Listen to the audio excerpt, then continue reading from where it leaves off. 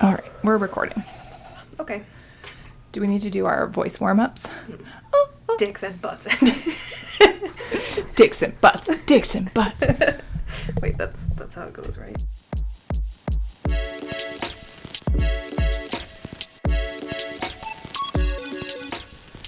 Hi. Hi. Welcome back to Mildly Thriving. Thank you. I'm Meredith. I'm Kimberly. I'm feeling very mildly thriving today. Yeah, like the low low end. side of mildly thriving. Yeah. That's okay. We accept you in all your forms. Thanks. Are you gonna cry? Should I get some tissues? Maybe. Okay. No, I hope not. Since I'm talking about travel today, I'm hoping there's nothing that makes me cry, but if it does, that should tell you where I'm at in my cycle.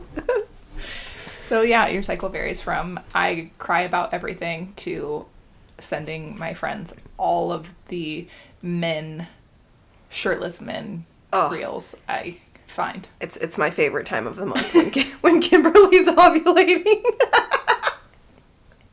I get all of the hot firemen videos on Instagram. It's pretty legit. Worth it. Okay, anyways, I promise to attempt to stay on topic today. We're going to talk about travel. Okay. But specifically... Butt travel. Yes. Dicks and butts. I'm sorry. Okay. Specifically, our motivation behind traveling anymore. So I believe I titled this... Dicks and butts. Yes. Shit, I don't remember what I titled this. Dicks and butts on a bus. Do. Are we traveling for Instagram or are we traveling for us? That's what I'm going to call it right now. Okay. I think this has been on my mind for a little bit for multiple reasons, but I'm going to go with this as my base reason. I do find myself on trips stopping to take pictures of certain things and then getting caught up in like getting the perfect angle of something, and then I think about it later because I've gotten like irritated with other people in the past for taking too many photos. I stop and think about it. I'm like, did I actually enjoy the thing that I wanted to see, or did I just spend time trying to take a picture of the thing that I wanted to see? Yeah. Does that make sense? Yeah, like did you go to take the picture or did you go to like see the thing? Yes. And I've even struggled with like, do I even need to take a picture of it? Like, how often am I going to go back and look at this specific thing later? Like, I came here because I wanted to be in the moment. Mm-hmm. Like, videos at concerts. Yeah, like who... How many times have you ever rewatched a video from a concert? Because I'm going to go ahead and say less than 5 for me. Yeah, I don't go to a lot of concerts. I know, Well, buckle up, babe, because you're going with me. Okay. But yeah, no, it's like, why would I record this? Or why would I... Like, nobody else cares. Nobody wants to see it. Yeah. Like... And I do have those moments of like, oh, I'd love to post this on Instagram. And then it's like, what? Who am I? Who am I posting this for? Yeah. I've pretty much, I don't know if you're going to talk about this later, but when I travel, I don't really post on Instagram, or I don't really post on social media at all anymore. So like this last trip that we took to Costa Rica, I barely took photos. I just find myself like, I'm just going to enjoy this. I'm going to put my phone down and I'm not going to like go out of my way to take a ton of pictures. Yeah. I feel like lately I've been taking pictures for me, like specifically ones that I want to look at later, not that like I would ever want to post. I don't take pictures to post on Instagram anymore. I take them to send to Bokai. Oh. So, like but you want to share your like trying to keep them updated and, on my life. Yeah. No. Meredith and I went and volunteered to be more involved in our community. So this weekend, Tacoma, Washington had a festival called Patrck Fest. And essentially there's 300 bands over 2 days and they play on people's porches. And then you get a map and you can just walk through the neighborhood and see these different, bands play, and they play for an hour, and it's like a block party times 300. Yes, there were, it was a lot.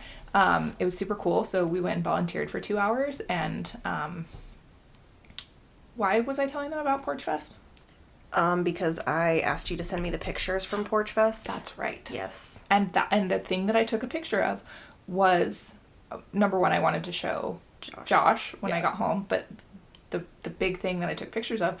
This couple is driving around in a fiberglass dragon. I'm so glad that you thought it was fiberglass because I did too. And when I was explaining it to Boat Guy, I was like, I think it's fiberglass. Anyways, continue.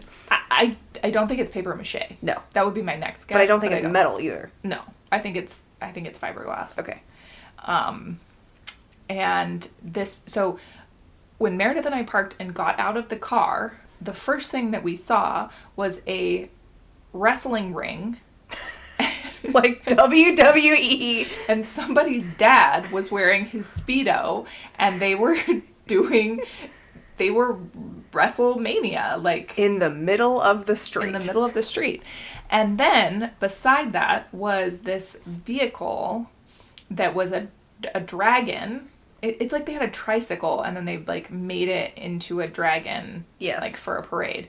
And then the dragon's head is all metal.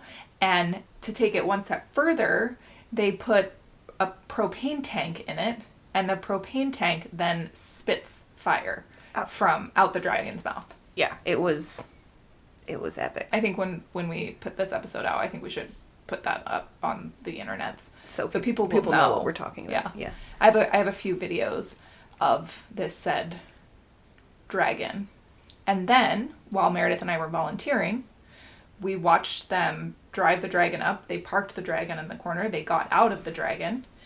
And then they came up to talk to us, which we were handing out maps to people for Porch Fest. And we were at the info booth, even though we knew absolutely nothing.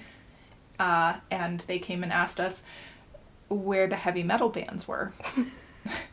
I thought they were serious, but Kimberly thought they were joking. I don't know. I mean, I was a little surprised because they were definitely boomers.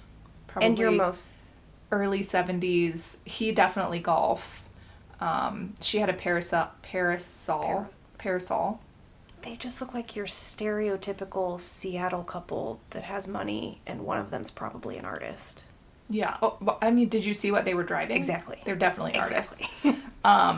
Yeah, and I was a bit, it was unexpected, but maybe, what do I know? I guess with the whole aesthetic, nothing would have surprised me at that point. She could have asked me where the nearest sex shop was, and I'd been like, you go, girl.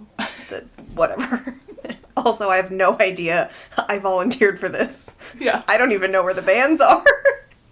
I don't actually know anything. I know I'm at the info booth, but I have no idea. I'm gonna fake it till I make it, which is my life's motto. Yeah, we did good. Questions. Have you ever booked a trip specifically because you saw it on social media? Yes. Sweet. Not necessarily the specific trip, but I know that there are things that I've booked tickets for because I saw it on social media, and I was like, oh, that's really cool. The most specific example I can think of is the Trevi Fountain in Rome. Yep. So we were in Italy. I saw this Instagram post about the aqueduct that supplies water to the Trevi Fountain and how you can go underground and kind of see it. And I was like, oh, I absolutely want to do this because I like history, and I think understanding how things actually work behind the scenes is pretty cool. Yeah. So we bought tickets for that and we did it, and it wasn't as cool as I thought it was going to be, but I'm glad that I did it, and I thought it was cool that I saw it on social media and decided to do it. Yeah, I like that. Side note, is it good or bad that I knew where the Trevi Fountain was because of the Lizzie McGuire movie? I think that's great. Okay. It's culture. Yes. You were an impression as you were impressed. I don't know. Words. Disney Channel saved me. I can't remember how to do math, but I can remember that. Do you say Cetus Lapidus? No, but I haven't thought about that. Yes, I know what I'm talking about? Yes. Okay, wow. I feel seen. I haven't thought about that in so long. When I was moving this table, I almost said it. And I was like, no, don't say that. That's weird. I'm the queen of saying weird things. Mm-hmm. So even if I don't understand it, just say it anyways, and we'll get on the same page. I'm trying to think of ones that I've done specifically because of social media. But I've definitely booked events at least. Like going to Go Yoga or concerts for sure. I see those on Instagram all the time. Or comedy shows. When I was in Scotland, my friend that was there with me, she saw a TikTok of how we could go see Highland cows. And, like, just because of this TikTok video, we were able to do it for free. Like, we took the bus, like, 30 minutes outside of town, and we went and found these cows for fucking free. That's and awesome. all because of a 5-minute TikTok video. It's like, man. Huh. Yeah, it's surprising to me how I think social media makes certain things more accessible. Yeah. But, yeah. I can't say I've booked an entire trip based on social media, though. I also don't think that I have based an entire trip off social media, but I know that I've booked it or I'm trying to decide where to go, going to social media. To look for ideas. Or, like, actually, where do I want to stay or what do I want to do in this particular place, is super helpful. Another one is YouTube. Oh, yeah. We were doing that before the cruise. We were looking for YouTube videos of, like, who's ridden this exact same cruise? Tell me what you liked and didn't like. What clothes do I need to pack? Okay, I cannot tell you how many packing videos I've watched on YouTube because I get obsessed with packing and, like, making sure that I have all of the right stuff. And I'm so bad. I get so easily overwhelmed with packing, and then I'm just like, well, I'm going for it. And if I hate it when I get there, I hate it when I get there. yeah. And yeah, I guess for the cruise, I was just like, I don't want to have to go out and buy a huge winter jacket. You're welcome. So, yes, Kimberly saved me with the giant jacket. Anywho, what's next? I don't know. What's the most for the photo travel moment you've had? No, I remember, like, one of my first trips to Costa Rica, I can't remember if I had a tripod or I made Josh, like, take a million pictures of me, like, in this pool, with the, like... You were that guy. Yeah, I was. But I don't know. I feel like I'd have to, like, go back and look in photos and be like, oh, yeah. I've been on some pretty intense, like, backpacking trips or hikes where it's like, oh my gosh, nobody's gonna believe me how beautiful this place is. And taking photos in those locations, it was, like, super cool and super special. But I didn't go for the photo. Like, God, I'm not hiking 8 miles uphill so I can take a fucking picture. Yeah. But it's like, it's some of the most beautiful places I've ever seen, and I'm taking pictures because I want so badly for someone to see how beautiful it is. And it still, you still have to be there. It never looks the same. Yeah, it never looks the same. Well, and I, like, who am I taking pictures for? Because, like, the likelihood that I'm, like, with the person I would want to come and, you know, share this with is probably with me. Yeah, same. I will say I have been on social media plenty, and I do post, I don't know, semi-regularly, I guess, but I don't know. The older I get, the less I care, and I feel like if I'm gonna post it for me mostly. As, like, I use social media now as, like, almost an archive of things that I've done. And it is cool to be able to look back. Like, I've had a couple of moments where I'm like, where is that picture? And I found it on Facebook from, like, nice. 10 years ago, it is nice. But, I don't know. I'm trying to do it more for me and not for anyone else. And I won't pretend that I haven't done it for other people or, like, 100%. Wanted somebody to notice me or, like... Oh, yeah. Yeah, someone you like, you want them to pay attention to your post. It's so easy to I'm get a caught human up in too. that. Yeah. Ooh. Do you plan outfits or Instagrammable spots in advance? No. No. I Not don't. even a little bit. I'm lucky if I have 3 different outfits. I wore the same sweatshirt in Europe the entire time.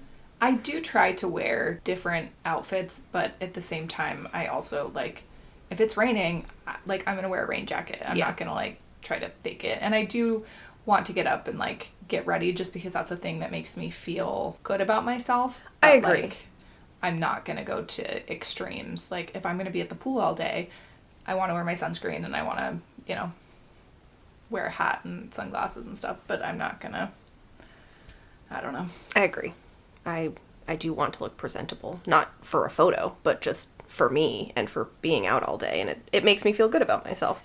The other thing about travel is typically I travel to places that are warmer than where I'm at or where I live, because we live in the Pacific Northwest. And so a lot of the clothing that I end up bringing, whether it be to Costa Rica or to Europe in the middle of summer, is stuff that I don't typically wear here. Yeah. Because number one, it's so much more casual.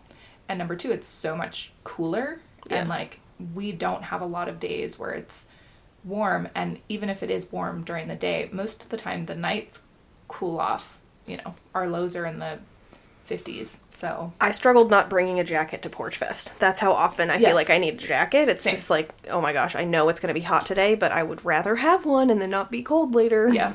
That's a very sweat real our thing. asses off. No, I didn't sweat my ass off. I sweat my upper lip off. Oh, right, my eyebrows. That's fine. Side note, I'm just talking to the listeners. You gave me that look of like, what? What are we talking about? Well, I know. I'm very interested in what you have to say. Oh, I just wanted anyone else to be able to chime in. You know, send me a DM. Do you sweat in weird places too? Because I asked Kimberly this weekend, where does she sweat the most? And I know that sounds weird, but I sweat in like the inner corner of my eyebrows, like right where it like, I don't know, my sunglasses hit me right there every single time, and it's like pools of sweat right there. It's like dripping into your eyes. Yes. And, and I talk to other people, and I've learned over the years that not other people have the same experience, so I asked if she sweats in a weird place, and she said her upper lip. So anyone else want to chime in on weird sweaty places, or are we just weird? It wasn't always like this. I don't know, but my armpits are like dry and my upper lip is like pooling. It's practically squirting out. It was not. It felt like it. And then it was moist. I've said. I won't pretend that it wasn't, but it wasn't dripping. It was condensating. Yes, that's a better word than moist. Somebody's gonna hate me for that. Oh, damn it! What were we talking about? Traveling. Oh, yeah. Ooh, do you feel while you're on vacation that there is a pressure to perform? Like, perform what? Sexual favors? Yes. Well, that's between you and Josh. Like, to be 100% all the time and be able to do a million things in a day. No. I have been on trips like that where it's like, no, we have to be able to do this, this, and this in a day. And I was talking with my coworker the other day about it, and he was like, I have decided that I am doing max 2 things a day. Like, and I'm finding food that I want, and there is an activity involved, and that is it. That's what I've got in me. Because I'm not going to be able to enjoy any activity if I'm just focused on where I have to be next. And I was like, yeah. Yeah, no, I can't. I like that. Can't do that. I can't do the... okay, so I've gone on trips where, like, other people have planned them, and they, like, breakfast, lunch, dinner, all planned out, our activities, and that was, it was fine. It was nice to know what we were doing. I hate it when you go on a trip and you end up spending a bunch of time trying to decide, especially when you're with a group. Agreed. That's shit. So, like, knowing, not necessarily, like, and it depends, like, when you have multiple people and, you know, you're in a group, if you're traveling, like, by yourself or with a couple or, you know, or just another person, it's a lot easier to kind of be on the fly. Yeah. But when you're traveling with a group, having your itinerary kind of planned out, that's nice, does make it easy. But I don't want to get up at 6 a.m. and come home at 10 p.m. Like, yeah. No. I want travel to be a mix of seeing the things that I want to see, just people watching and experiencing the culture, but also relaxing. Yeah. Like, that's the point. I'll talk about it later, but, like, needing a vacation from your vacation, yes.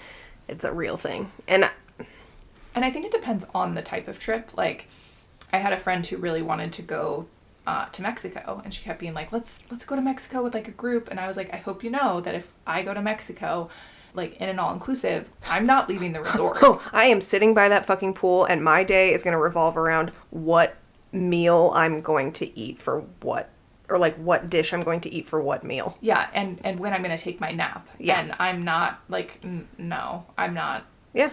I'm not. Nope. And but not everyone's like that, so right. that's one of the hazards of traveling with others or in a group at all. It's like, you also have to be with a group of people who are okay with doing different things. Yes. Because if there is a difference between going with a group and having planned activities every day together, like you're all going on a tour together, you're all doing whatever, or it's like 3 couples and maybe said 3 couples want to do different activities while you're there. Yes. Being okay with separating for part of the time. That is important. To me too. And sometimes you don't know that until you travel with people, and then you learn the hard way. So that's true. And that's okay. It doesn't mean anything other than now you know what it's like to travel with that person. Yeah. I'm reading my outline, and this was just a good line in reference to what we were just talking about. At what point does a getaway become a productivity project with ocean views? I'm thinking of the productivity trips that I've taken.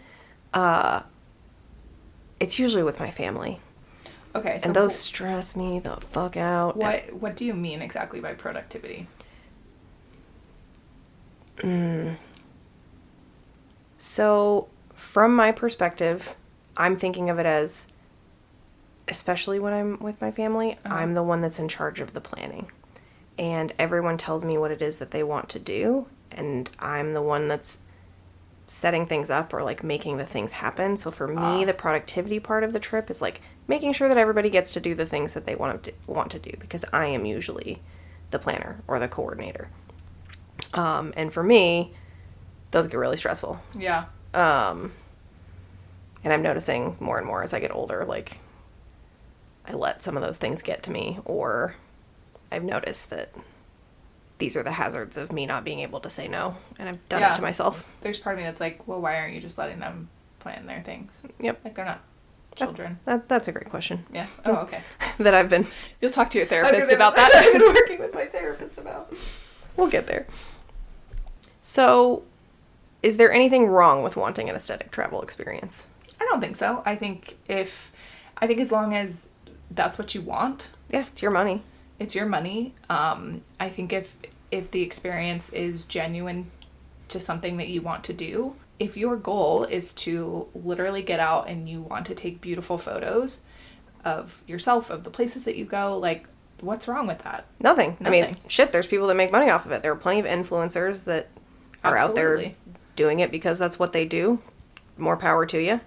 Same with, photographers in general. Like, I follow a lot of pages that are beautiful scenery photography pages, and not because I necessarily need to go to these places, but it's just like, man, that's amazing. Yeah. I think the time when it's not okay is when it feels disingenuous to what you want. Yes. And if you're just doing it for someone else, or to post it on the internet, or... Yeah. And I think that comes down to, like, you being on the same page with the people that you're traveling with, and also being able to say no to things. Well, it's like being honest with yourself of like, am I taking this trip because I really enjoy seeing these things and taking pictures and capturing it, and then also having these experiences with my friends, and they also want to do that. What sucks is when you travel with someone who they are only picking places not because the food is going to be great or the experience is going to be cool. They're picking it because they can take really cool photos for Instagram, and you're like, well, okay. But... Which is fine if that's what they want to spend their money on. But I'd rather sit in an ugly hole in the wall and just eat amazing food. Mm-hmm. And then I can be like, yeah, man, remember that amazing burrito I had at that one hole in the wall place in Puerto Rico? Which is a real example. Yeah. If anyone's ever on the island of Vieques in Puerto Rico, go to Buga's. They have amazing burritos. Yeah. I also think leaving room in your itinerary for some spontaneity of like, yes, oh, I saw this cool thing. Like, I happened to walk by it. Like, we should go into that, or we should go check that out. You know, maybe we don't have time today, but maybe we could come back on Tuesday or whatever. Yeah. And I don't know how you and Josh are, but I can see Josh doing this. And you. Like, I feel like I do this sometimes, but Boat Guy really does this. Oh. Like, just talking to people while you're there and being like, give me a recommendation of a place to go. And then it's like, well, I have my whole day planned out and I only have 2 days here. I'm not going to have any time to do any of that cool stuff that this local recommended. So stuff like that too. So be it. Yeah. Can it still be meaningful if you post it on the internet? Of course. I know. The reason that you do something matters more than whether you post it on the internet or not. Yeah. Like, if you're doing it for you, then that's great. If you're doing it to post it on the internet. Well, I do want to make a point that when I was traveling, I lived in a truck camper for a year, and I made some YouTube videos. Nice. And I did find myself kind of going out a little bit more, or being like, there were days where I was like, oh God, I like don't necessarily want to do another thing. But I would want, like, I was like, there's this thing, I want to see it, and I want to like see if it's worth, sharing. And because of that, I felt a little more pushed, not necessarily pressure, but it just kind of like pushed me to do like a few more things just so I could see it and share it. And that may seem like that's not, for me, it was a good thing. I was going to say that it sounds like you're trying to say that it was a good thing because it pushed you out of your comfort zone. Well, and not just that, but like not just out of my comfort zone though, but like also, because my default is to like be at home, lounge around. I'm very introverted. Just chill. Yeah. And so going out and seeing things, or like making that extra stop, I think it was good for me. Okay. I like that. On that topic, I want to know what you think on this, because I think all of this is just personal preference, and us just talking about personal preference, really. Yeah, that's true. My cousin showed me a YouTube show. It's this guy, I can't remember his name. Him and his wife are currently traveling to all 50 states and staying at an Airbnb, like a super unique Airbnb in all 50 states in 50 days. And it's like, Ugh. I know, it's like this road trip fundraiser for St. Jude. Oh, okay. And it's, I mean, he's already raised over like $3 million, so good for wow, him. that's awesome. I mean, I think it's amazing. It was fun to watch, but just looking at the logistics of it just brought something to mind, and I brought it up to my cousin, and I was like, their whole day, every day for 50 days, seems like it's being recorded. And I know people do this for TV shows, like, and I couldn't do that either. But I just made the comment, like, I think what they're doing is amazing. And I think since it's just for 50 days, it's not so bad. But I don't think I could do that forever. That's a lot of time to be on and be a professional version of yourself for the world to see, and making your entire day about what you're going to post to something, because you know everyone's going to see it. And I mean, for this, you're hoping more people see it because it's for an amazing cause, which I totally understand. But right. That, to me, that's just mentally and physically exhausting. Yeah, that seems like a lot, especially because when you think about how big the United States is. Yeah. Like, Texas, I mean, to get across Texas is what? 15 fucking hours. Yeah. I've done it. And that's a whole day. So what you get in it, yeah. To be fair, I watched one episode. I've only seen parts of the map that they've been to. I think what they're doing is super cool, and I only needed that as like a frame of reference for like, they are waking up, recording themselves, and then doing that most of the day until they go to bed for 50 days. And then at some point you're editing that material too. Yeah, like that would be a lot. That is exhausting. Just thinking of it, like just thinking of how long it took you to edit a podcast episode and us learning how to do that. It was just like, man, this shit's exhausting. Yes. That would be really hard. You're packing up, you're unpacking, like, yeah, it's easy. I couldn't do that. Yeah, it's easy to not think of the logistics of that when you're watching stuff like that. You're just like, Yeah. oh my gosh, this is so cool. They get to stay in these amazing places for 50 days, but it is exhausting. I mean, I almost feel like if it was over 100 days, that would be in like to like do the travel. Yeah. Yeah. Well, Well, doable. But good for you know them. what? No one is asking me to do that. True. I was like, man, I don't know how he got this opportunity. Good for him and good for them. They're killing it. I think that's cool though. How much do you feel the need to share versus just experience it? I struggle with this a lot. Oh, really? Yeah. I don't so much anymore. Okay. I've stopped. I have Instagram on my iPad, and most of the time if I travel and if I take my iPad, I never take it out of airplane mode. I need to be better. So let me clarify. I don't struggle with the need to share versus the need to experience it. I struggle with the need to record or photograph something versus the need to experience it. Because there is a good chance I have thousands and thousands of photos on my phone, and only 100 of those make it to Instagram, maybe. Right. So trust me, I'm taking plenty that I'm not sharing. Yeah. But it's more of like me being like, I have to, like, I want to be able to say that I saw this, or like I want to be able to look back at this instead of like actually living in the moment and just enjoying it. Anyways, it almost made me cry, so fuck you, hormones. They're there. Oh, god damn it. I just get so emotional. It's okay. Ooh, I like this one. Do you think we'd travel differently if social media didn't exist? I do. I think it would influence some people more than others. Yeah. I also think that there are things that I would not necessarily have been interested in if I had not seen it on social media or a travel guide or seen it on the internet. I think we are experiencing more because we're seeing more, and so we're going, well, hey, that's an experience I would like to have. Yes. I think so too. Although I'm still old school in a sense, where like when I went to Scotland and Ireland, I still bought like the Lonely Planet travel guides for Scotland and Ireland, where it's just like lists out like popular restaurants and like locations and like do's and don'ts and important things you need to know. I like to read those things beforehand because I think it's cool, but like prior to social media, anything that I wanted to see, I either heard about it from someone else, read about it in a book, or I saw it on a TV show. Like, one of the things I really wanted to do in Paris was see the catacombs, and I got to, which was super fucking cool.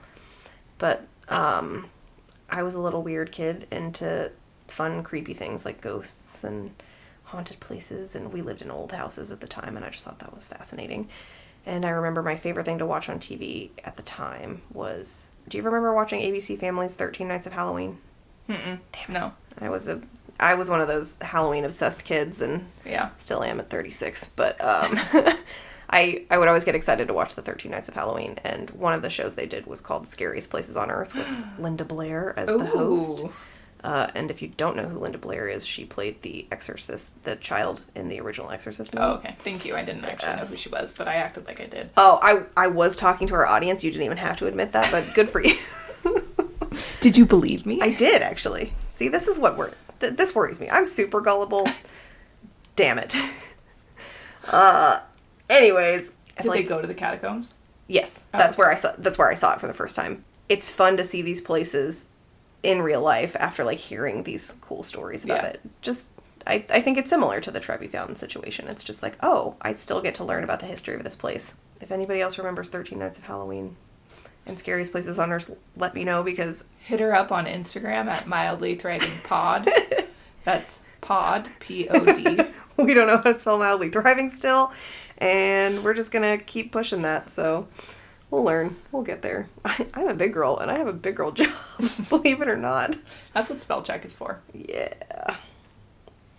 Would you still go to a super popular destination if you never saw photos of it? So just hearing about it, hearing the history behind it, never seeing it, do you think you'd still go? Potentially, if the history of it piqued my interest. Yeah, me too. I think it'd have to be specific. I also feel like oftentimes you see something and then you like look around and you're like, wait, this isn't like I saw this photo, this wasn't what I was expecting it to be. Yeah.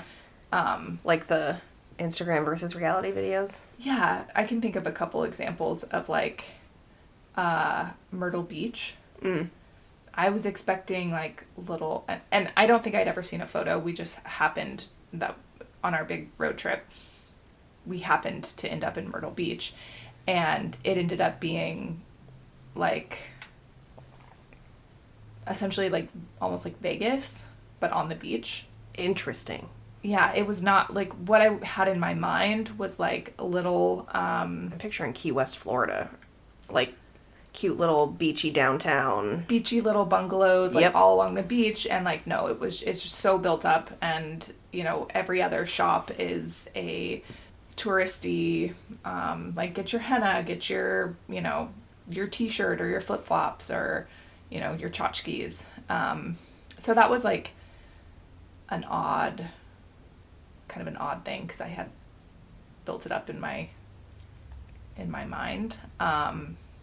Where else? But, like, I didn't want to go to New York. I was like, I don't want to go to New York City. Like, I just didn't want to go into the city. And I went and I loved it. Me too. I feel like I was like, I'm in a movie. Like, this is Sex and the City. Like, you've seen it in so many movies, and you feel like you're coming back to this place that you've been before because you've seen it in so many things. Yeah. Where else? I was surprised about New Orleans, like the French Quarter. Yep. Because I thought it was going to be, anytime you see those, like, old row houses, it ends up being, like, one street for 2 blocks, but the way that the photo was taken, it looks like, and I was like, oh my gosh, the French Quarter is actually huge. Oh, and then even as you move out of the French Quarter, you move into other neighborhoods, and they have the shotgun houses and which I love. I fucking love it there too. Yeah. I think that brings up another good point of, like, what are other places that you've built up in your mind, and then they've, like, you were disappointed when you got there. Like, yeah, that's one for you. And I don't know. Maybe London. I hate to say that about London, because I don't hate London, and it was still really cool to get to do. I think this is on me, not on London by any means, but I had it built up in my mind, like, I'd seen it on Scariest Places on Earth, and I have, like, learned about the history, and I wanted to go visit the Tower of London and see all of these historical sites. Did you go to the Tower of London? I did. Oh. We didn't go inside. Tickets were like $150. And it was like... That's insane. We had 1,000 other things planned. And that's okay. I got to see it from the outside. It was super cool. But I had this image in my mind of, like, an old city because I had been to Edinburgh first. And that was, like, amazing for me. Like, everything's made out of stone, and there's stone streets everywhere, and it's just like something out of a movie. Mm-hmm. And then getting to London, it was like, oh, there's this cool castle, Tower of London, and then a giant New York City style, like, skyline modern building. Yeah, behind it, which I'm dumb for not realizing that it's a modern city in 2025. Right. But I just had this quaint image in my mind of just, like, a super old city because I'm from the U.S. and things aren't that old. And it was just like, oh, duh. Like, it's still modernizing just like everyone else. But it was slightly disappointing on my own part. So, who do you think you are? What do you think your travel personality is? Like, are you the planner? Are you the obsessive packer? Are you the go with the flow? Are you the... I think it depends. Like, there are trips where I have been the planner. There are trips where I've kind of gone along with the flow. One of the biggest fights Josh and I got into was our trip to Europe. We were taking his kids, and we were going to go to Europe in July. We were going to go to Italy in July. And talk about a sweaty upper lip. Yeah. Sorry. Exactly. And he was picking Airbnbs, and he, like, sent them to me, and I was like, no, we're not staying at this. And he's like, why? And I said, because it doesn't have air conditioning. I'm not an air conditioning girly. Like, I don't usually turn on our air conditioning at home. It's not something I require. But I was like, we're going to Italy in July. Josh was kind of like, well, you're kind of being a brat by saying you won't stay in these places. Like, places with air conditioning are really expensive. And I said, okay, I'm not going. And he was like, what? Like, and then we just got into this big fight about it. And fast forward, I did end up going. He booked places with air conditioning. The day that we got into Rome, it was 108. Oof. And I was like, was I right? He's like, yeah, you were right. And for reference, I live in an apartment that doesn't have air conditioning, and if I don't have my fan on, and let's be honest, my fan makes like a few degree difference when it's running full blast, And I live in 267 square feet, so let's not get too excited. 200? Yep. Oh, wow. Seems bigger than that.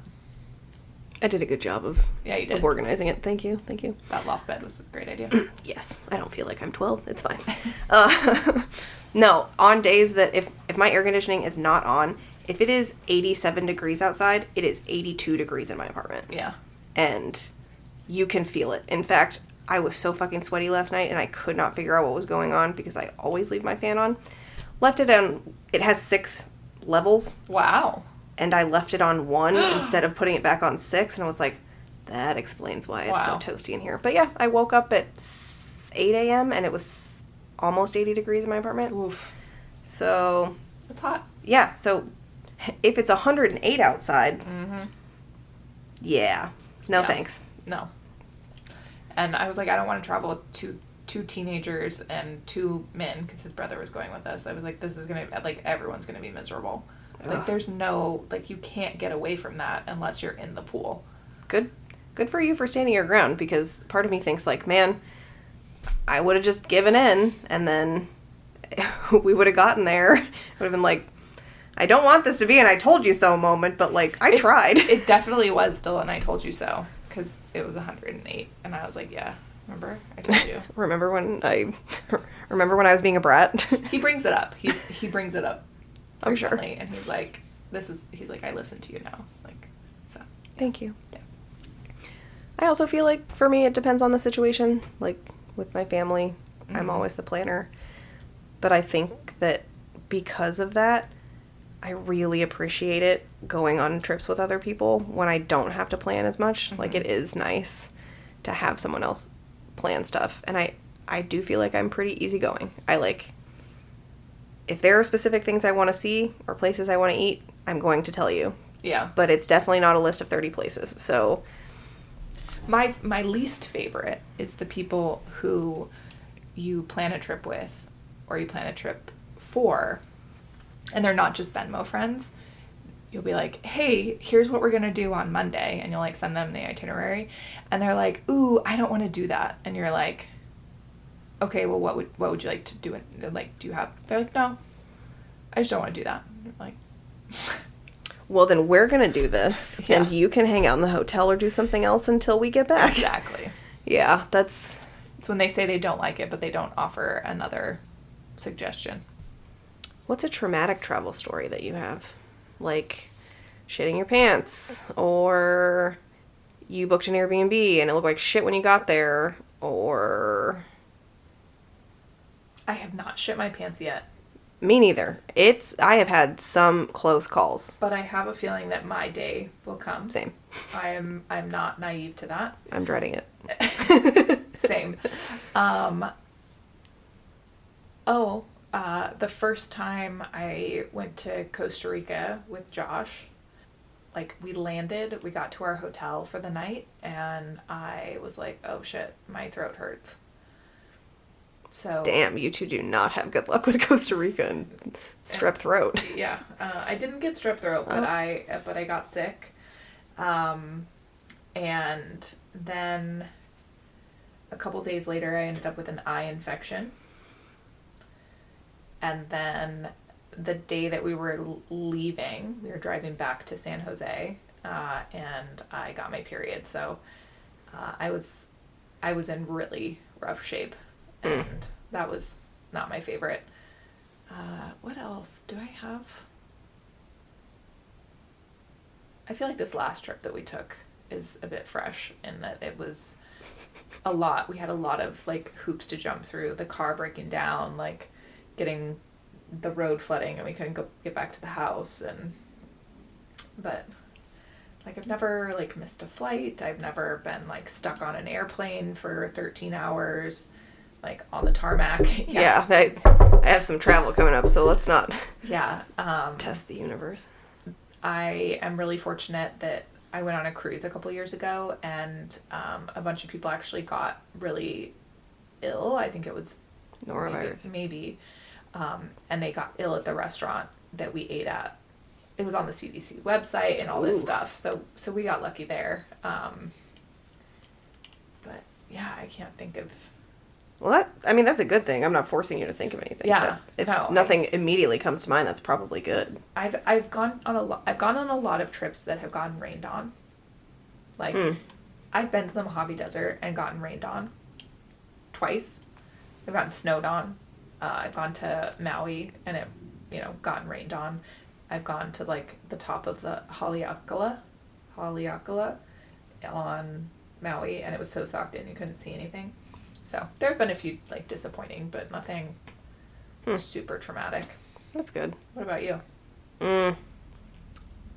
I've definitely gotten sick on trips. Like, I was sick for half of Ireland, but I also think that, like, in those moments, unless I'm, like, have the flu down and out, throwing up, dude, I just power through. I paid the money to be here, and I'm just like, fuck it, I'll do it. I was fucking hiking with what I assume was a sinus infection. I could not breathe out my nose, but it's like, man, we're here.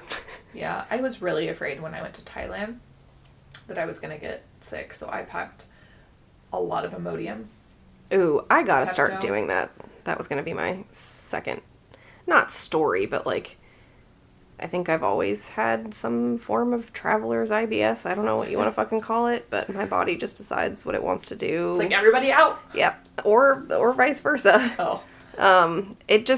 It depends, but man, on both Europe trips, at least the second one, I recovered after a couple of days. But Scotland and Ireland, I had some stomach problems and some bathroom emergencies in public numerous times. But again, I was just like, I'm here, I'm going to make the best of it, and I'm just going to suck it up. And what's the worst that happens? You shit your pants? Yeah, I guess. And then someone who I'm never going to see again in Ireland is just like, oh wow, that girl shit her pants. The problem is now everything's, like, being recorded. On the internet, yeah. So you'll probably be that person, like, shitting their pants and...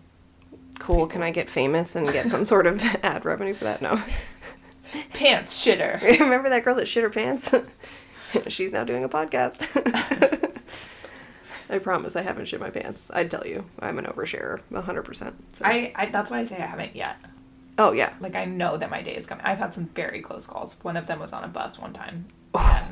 And then I had to walk home, and it was like a quarter of a mile that I had to walk home, and, let's just say, I made it, but It was damn close. Yeah. Oh. Oh. Is solo travel really about independence, or is it a way to distract from loneliness? I don't really think either. Okay.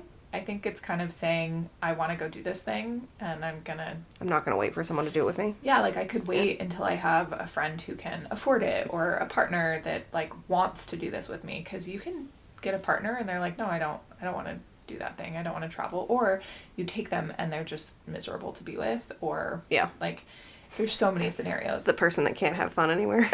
Yes. Like, so I think it's just saying, I want to do this, and I want to do it now before I can't, and so. I like that. I definitely think I have been guilty of saying that I wanted to do something for independence, and it was a way to distract from loneliness, if I'm being honest. But never like a big, like, week-long trip somewhere, but I'm sure I've done things. I think traveling, I'm so introverted that I think I would not do well. I have a hard time going traveling by myself, or even, like, solo hikes. Like, sometimes, like, it takes a lot for me to want to do that by myself. I can't go to the grocery store or the mailbox by myself. Okay, first of all, I watched you go to the mailbox by yourself the other day. I watched you take those trash cans down, like... Were you so big, impressed? Independent woman? Yes. Yeah, thank you.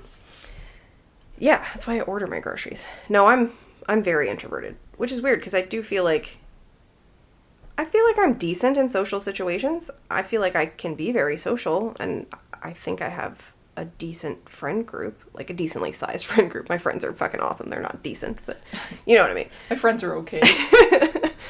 But I do think I'm that person that needs to, like, recover from heavy social interactions. Well, I feel like I need to know someone before I'm like I don't know. I just don't put myself out there. I'm very shy and when I don't know or when I'm by myself.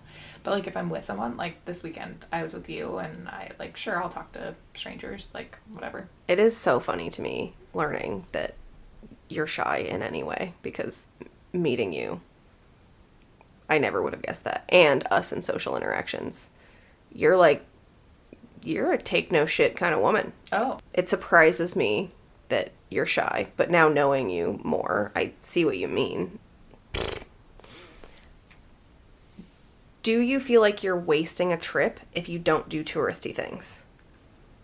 No. Me neither. I think, well, I mean, I guess it depends. Like, if I went to Rome and I just sat in the hotel room the whole time, I would feel bad because I didn't go out and see the Colosseum and, you know, all the things and eat all the pasta. But I think it depends on the trip. Like, when I go to Mexico and I book an all-inclusive, I'm not leaving. That's what I mean. Like, going to Paris, I was fully okay with having a packed itinerary because there were a lot of things that I wanted to see. Yeah. Oh, I had one of those thoughts that left earlier when we were talking. Oh, you got it back? I have to come back to it. I do think there are things that might seem like they're a disappointment in real life, even though you see them on social media. Like, I wanted to talk about the Mona Lisa because I know there's been multiple, like, Instagram versus reality moments. Mm-hmm. And I think if you give any sort of shit about history, like, yes, there are 50 people shoulder to shoulder trying to get close to it. Mm-hmm. I didn't get right up next to it, no. But am I okay with that? Yes. Was it still worth the money and the time? Also, yes. Like, still being able to see something like that in person and any of the artwork in the Louvre, it was just like, it gave me goosebumps. And awesome. I think every experience is unique, but you don't always have to listen to it's not worth it because there's 5,000 people there. It's like, yeah, there's 5,000 people there, but like, but you wanted to I got to see it. You got to see it. Yeah. It was a bucket list thing. Yeah. I didn't go to the Louvre. I didn't want to go. And that's okay. I'm not that into art. Like, I would love seeing the art if it was in a castle or like in architecture. Yeah, like I love seeing homes. Yeah.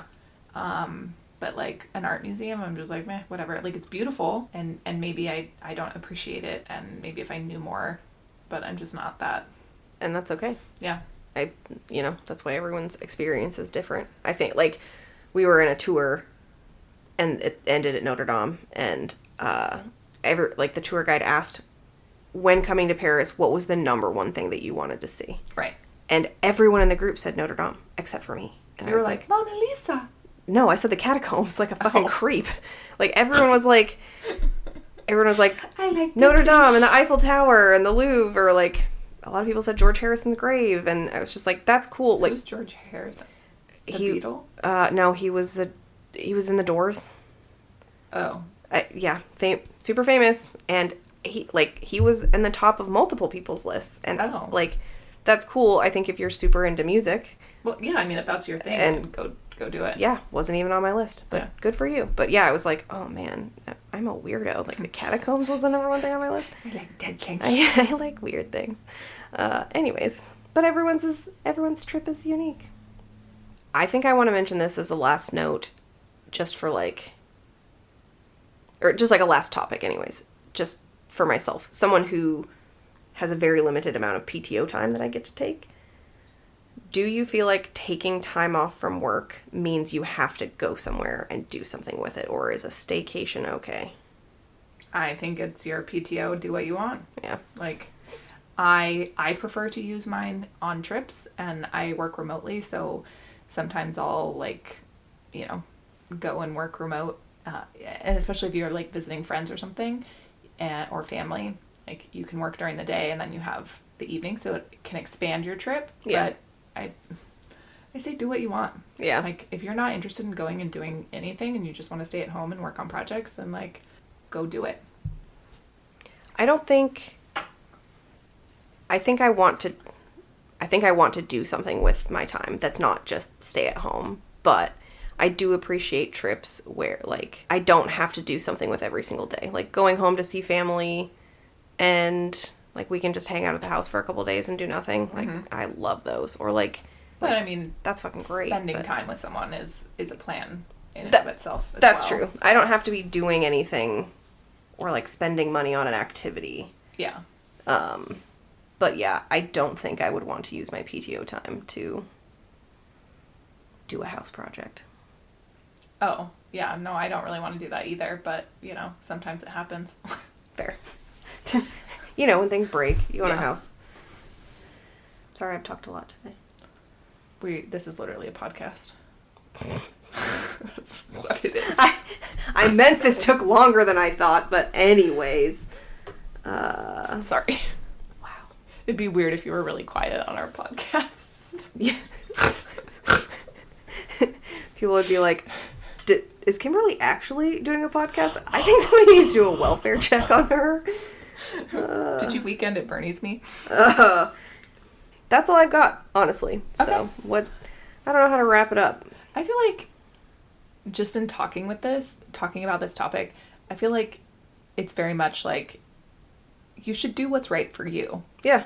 And hopefully you're not making plans or taking trips or doing things for other people. Yeah. If making content motivates you to try different things or step out of your comfort zone, then that's great. But if you're just do it for the gram, well then maybe that's not authentic, and hopefully you'll start doing things that are authentic to you. I like that. Yeah. Thanks, Mama Kimberly. You're so good with advice. Thanks. Thanks. So this is a reminder that Mildly Thriving is thriving enough. Yes, it is. Good. All right, we'll see you next time. You can find us on Instagram at Mildly Thriving Pod. That's pod is POD, like the band. Did you break your headphones? No, I don't think so. All right, well, okay, that's sorry. enough. We're breaking things. Okay. Love you. Bye.